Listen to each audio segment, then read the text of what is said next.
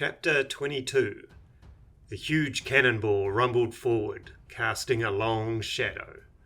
The great morning star hands were raised high, shimmering with a powerful red magic. Rue could hardly watch as the beautiful bird lay helpless.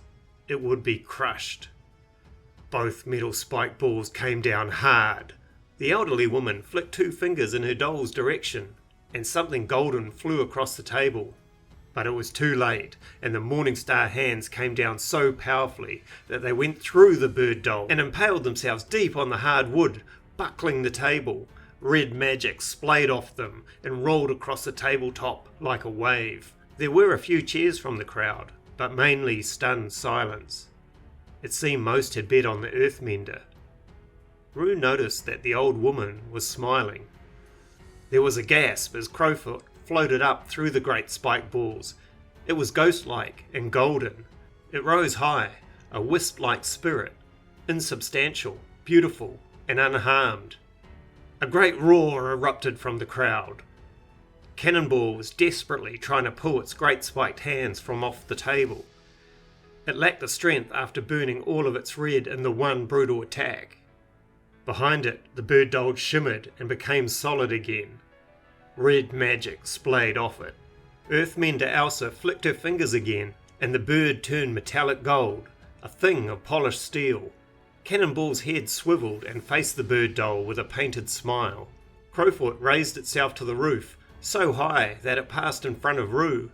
Rue felt the regard of its jeweled eyes. Then it dived, a trail of swirling red in its wake. It hit Cannonball at impossible speed, the force of the impact echoing through the warehouse. A great flash of crimson burst on the table, and steel balls flew in all directions. One with a painted face rolled slowly across the table and came to rest at General Hawkins' board. The lights on the board had died as the man stood there, his hand still out as a closed fist. He slammed that fist hard on the table in frustration. Earthmender Elsa nodded softly as Crowfoot settled onto her shoulder. "Well played, General." General Hawkins gave a stiff bow, and then spun on his heel. He stormed out of the circle of light. The scattered steel balls rose in the air and trailed after him. Rue watched him as he approached a huge, bald-headed man wearing a silver eye patch. Rue recognized the big man. It was Pirate Bowl, crime lord of yore. Vince stood by his side. The announcer stepped up to the table. "The winner! The legendary Earthmender Elsa!" he shouted.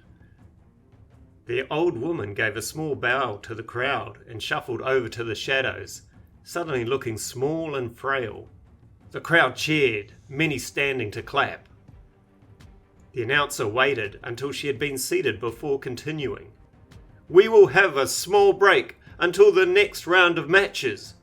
It will be a green match between 2 promising players." He turned to the crowd. "Perhaps a future student will be amongst them, Earthmender." Rue couldn't make out the old woman's reaction in the shadows. He turned his attention back to Pirate Bowl and the General. General Hawkins was clearly agitated. The steel balls swirled around him like angry bees. Pirate Bowl, for his part, was trying to calm him down. Vince stood to the side, looking awkward beside these 2 men.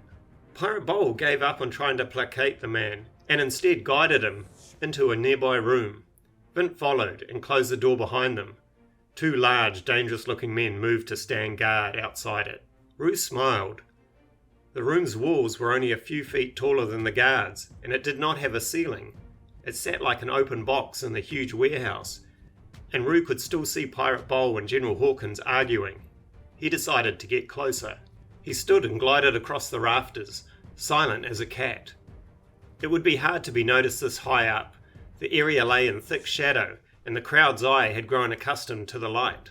They were also mixing and mingling below. A loud din filled the warehouse, and the crowd's attention was focused on each other.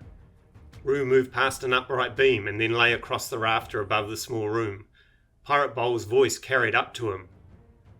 "No, General. We don't reveal ourselves yet. Let Vint win this match, and we'll get the invite. Then we find the school." General Hawkins threw his hands up in frustration. "But we have the enemy in our grasp. Killing her will be a major blow to the resistance, and then they will know they are under attack. The school will go into hiding. They will stop taking in students." General Hawkins cursed. "Bah! The school will not matter if she is gone. It is not the strength of the school that worries Karul. It is what they protect. No, we find the school first, then wipe them all out in one strike." Pirate Bowl put his huge hand on the general's shoulder. "A strike you will lead, Commander." General Hawkins shrugged off the hand angrily.